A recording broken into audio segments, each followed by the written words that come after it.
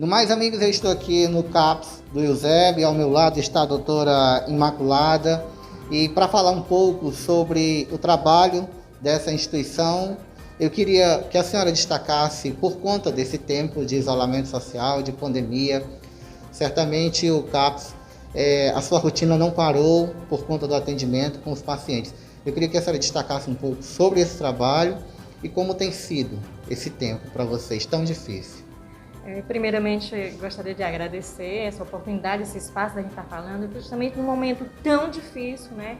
Onde a gente viveu e está vivendo uma situação inusitada, que jamais alguém poderia imaginar.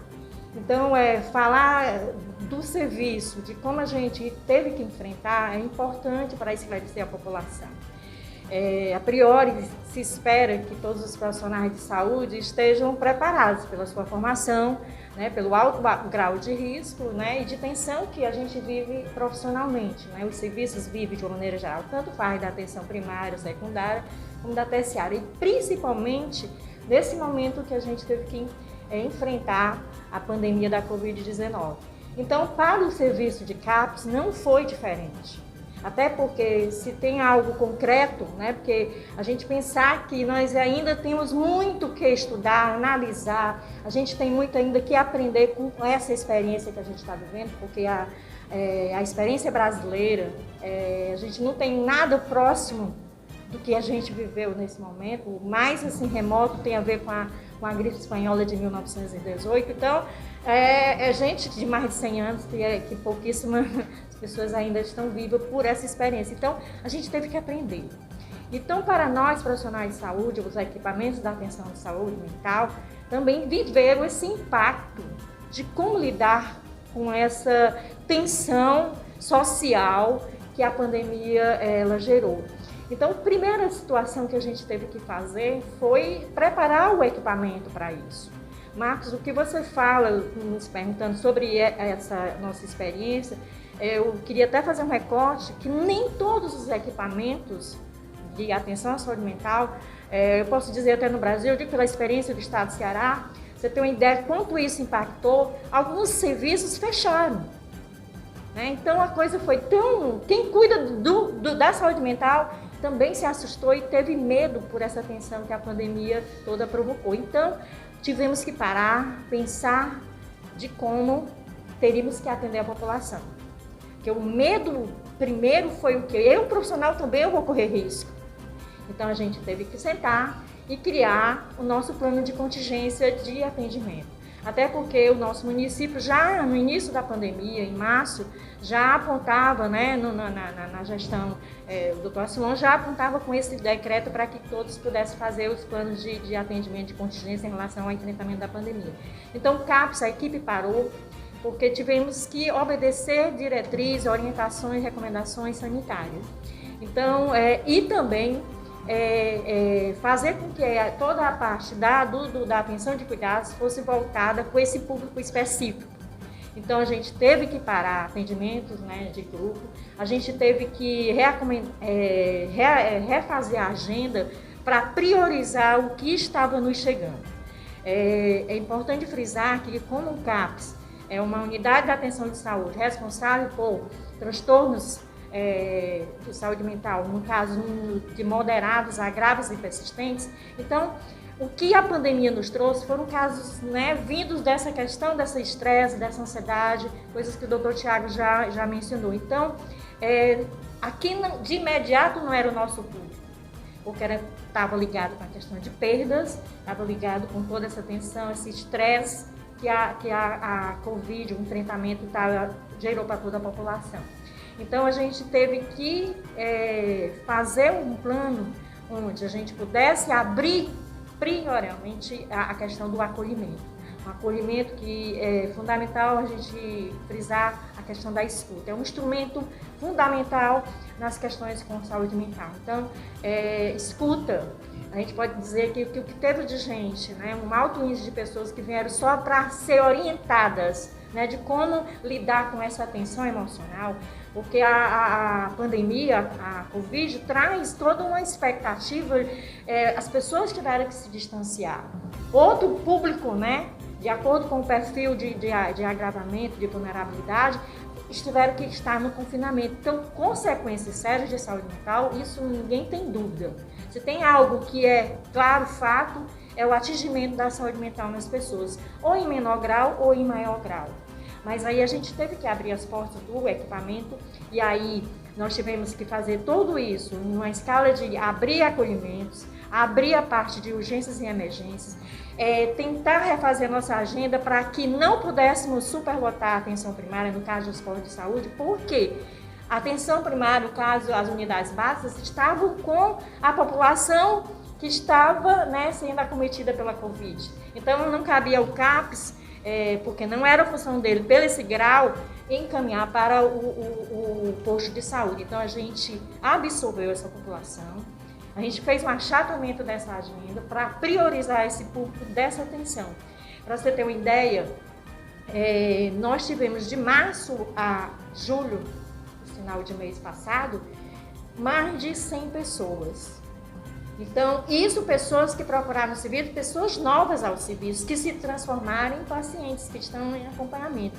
Fora os que a gente orientou, acolheu, escutou, mas que encaminhou por uma situação apenas breve, né, de sofrimento psíquico, mas que já estavam na questão da gente, primeiro menos, num breve período, como o doutor Tiago até disse, a gente poder acompanhar até que a gente possa depois reencaminhar para o acompanhamento na unidade básica. A gente está com esse paciente ainda até que esse período possa ser seguro para ele, para poder sair dessas crises. A gente teve que ter medidas aqui, não só para o usuário que chegava ao serviço, com a questão da higienização, a questão de preparar o ambiente, para a questão de favorecer o distanciamento, as medidas que estavam sendo colocadas pela vigilância sanitária, as orientações sanitárias, preparar os profissionais para que a gente pudesse também ter a proteção, porque, como eu falei da questão da atenção, não foi diferente para nós, profissionais, né? Então a gente tinha que ter um aparato de equipamentos de proteção individual e aí fomos sim muito bem atendidos de forma rápida pela gestão, no sentido de nos dar essa condição de trabalho. Também isso é algo que foi e é fundamental nesse enfrentamento, principalmente dos profissionais de saúde, porque, como falei, todo mundo acha que a gente é inatingível nessas questões emocionais. No entanto, não foi diferente. Então, pelo menos a gente tivesse essa condição de trabalho, de ambiente de trabalho e as condições de equipamento para poder a gente atuar com o mínimo de segurança, com a possibilidade de a gente realmente fazer o nosso trabalho, que é cuidar das pessoas em sofrimento ou já com o estabelecimento do adoecimento mais grave, que são os transtornos. Então, você me pergunta, posso dizer também, as visitas domiciliares, que é um instrumento importante de cuidado aqui. A gente sustou, mas a gente manteve aqueles casos, principalmente aí agora eu volto a falar dos nossos pacientes. É interessante, eu vi você perguntando ao doutor Tiago, o quanto dos nossos pacientes que já tinham atendimento, mas que foram assustados, porque como o nosso perfil é de casos graves e persistentes, então o projeto terapêutico desses pacientes, eles requer uma permanência maior no equipamento. Então são pacientes que passam 2 dias, 3, ou então de segunda a quinta, que é um grau mais uma situação mais agravada do seu transtorno. Então, para surpresa nossa, quer dizer, essas pessoas tiveram até uma certa resposta nesse enfrentamento, que não foi o que superlotou o nosso serviço. O que superlotou foi justamente as pessoas que não eram do serviço, né, agravadas por essa questão de como enfrentar a pandemia. Então, mas a gente não podia esquecer. Então, a gente teve que fazer visitas, respeitando esse distanciamento, essa proteção, não só do paciente na abordagem familiar. A gente não entrava na casa, a gente ia com transporte, mas já colocava toda uma situação de distanciamento. A gente também fez isso num primeiro momento, depois a gente passou para que a gente pudesse estar colocando a família, principalmente os mais idosos, que é um perfil que estava dentro dessa vulnerabilidade, né, do grupo de risco. Então não precisava eles estarem aqui. Então, a gente precisava proteger. Então, o serviço teve que se adequar para que a gente pudesse informar a família que ele estava disponível Se fosse só uma questão da renovação da sua receita, era só chegar o familiar. E aí toda a agenda foi colocada, todos os dois profissionais, doutor Tiago, doutora Juliana, respeitaram toda essa condição, né, dessa situação emergencial que a gente está vivendo, para garantir as condições favoráveis para a manutenção de uma segurança dos nossos pacientes. Né? Então, eu quero te dizer que a gente está, desde março, com a implantação do nosso plano de contingência para enfrentamento da pandemia, da Covid-19, revisitando, porque a gente já está, graças a Deus, num período de flexibilização, não só no município, mas no estado, porque a gente teve um pico em maio, onde o nosso pico de inchaço, de procura ao serviço, de demanda, foi em junho, por conta justamente do pico de maio. Então, o que é que acontece? A gente está revisitando, está reabrindo os nossos projetos, né, de grade, de oferta de cuidado, para que a gente possa, aos poucos, estar fazendo com que os nossos usuários, naqueles casos que eu já mencionei, possam estar voltando. A gente está vendo só um diferencial que eu disse, que nossa procura foi maior, quem não era do serviço, mas agora, já no mês de julho para agosto, a gente já está vendo o retorno, né? É impressionante, a gente depois vai analisar isso em equipe, porque a atenção era tão grande que eles já estavam, né?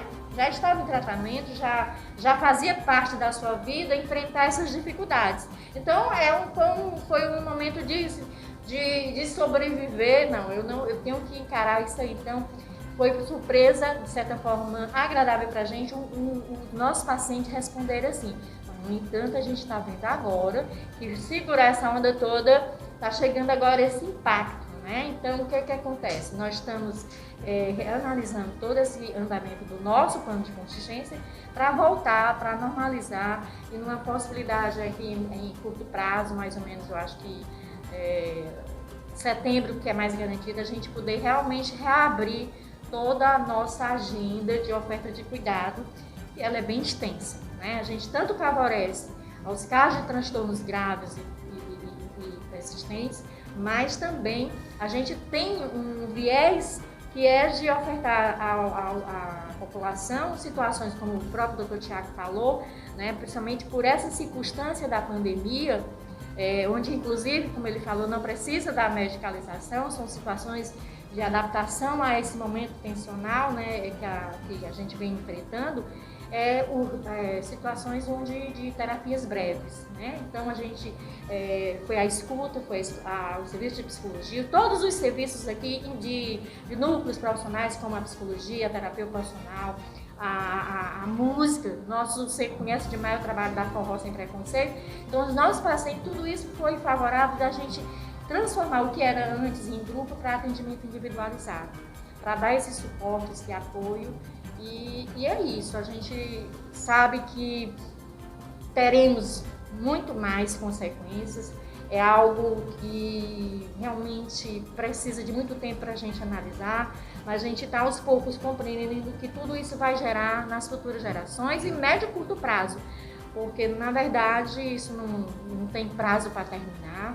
A gente ainda está numa expectativa, e essa expectativa ela não terminou, ela ainda é tensional, e ela é motivo, né, gerador justamente de ansiedade, de angústia, porque é o lidar com um novo que ninguém sabia. E principalmente algo que foge do controle pessoal, porque por mais que as pessoas tivessem nas suas individualidades, ter que tomar suas medidas, fazer suas proteções, fazer a sua higienização, manter distanciamento, respeitar o confinamento daqueles grupos de risco, mas aí não havia e não há ainda a segurança de algo que vai terminar. Então, gera ansiedade, gera angústia, gera toda uma série. E aí, saúde mental foi algo que tá em moda falar. Por quê? Porque é a segunda situação, é a situação que a gente pode dizer a consequência secundária dessa pandemia. Não é à toa que os profissionais de saúde também e toda uma população tem sido alvo de todo o afetamento de sua saúde mental por conta desse enfrentamento. Então, é algo que a gente sabe que ainda teremos situações ainda a compreender, a analisar, a estudar, a conhecer principalmente. A gente sabe que os estudos que estão saindo ainda são muito ainda iniciais, né? Então, é o alto índice da ansiedade, a questão da angústia, a questão da depressão, síndrome de pânico. Então, tudo isso veio, né, de uma maneira de avalanche, né? Porque também nossas rotinas foram interrompidas, tudo mexeu-se em tudo, né? Então, não tem como não ter essa repercussão na vida das pessoas. Bem, gente, depois dessa aula maravilhosa, né, dessa palestra, que foi muito boa, eu quero lhe agradecer demais. Eu quero aqui, diante do meu público que acompanha meu trabalho, o que me motivou a estar aqui hoje foi para mostrar o importante trabalho, tanto da senhora, como também de toda a sua equipe. Nossa cidade precisa e deve, todos os dias, estender tapete vermelho para esses profissionais, de dar o valor merecido a essa equipe, a todos que compõem aqui o CAPS. Quem tem familiar com algum problema mental, com algum problema depressivo, que é acompanhado pelo CAPS, sabe a importância que tem. Eu acompanho de perto porque eu conheço pessoas que conseguiram dar a volta por cima, hoje estão vivendo suas vidas, vez por outra voltam para um acompanhamento, mas que vocês conseguem, né, fazer um trabalho de... Vocês, na verdade, são seres transformadores, né? Porque um parente, quando está no estado depressivo, toda a família fica afetada. E vocês são como um anjo da guarda, que acolhe, que cuida, que orienta, e só sabe realmente quem passa. E eu tenho assim, eu quero externar isso diante da senhora, do meu respeito que eu tenho pelo seu trabalho e por toda a sua equipe que faz. E dizer à população que qualquer momento, em qualquer circunstância, que vocês ouvirem o nome CAPS, deem total credibilidade e respeito merecido a essa equipe maravilhosa. A sua explanação foi fantástica, a maneira como a senhora expôs aqui é muito clara, muito objetiva e, acima de tudo, é uma grande prestação de serviço. Quero aqui aproveitar o ensejo de dizer às famílias que são acompanhadas pelo CAPS, tenho certeza de que vocês estão em boas mãos. Como eu sempre falo, quem marca o nosso tempo, faz história e a notícia, passa por aqui.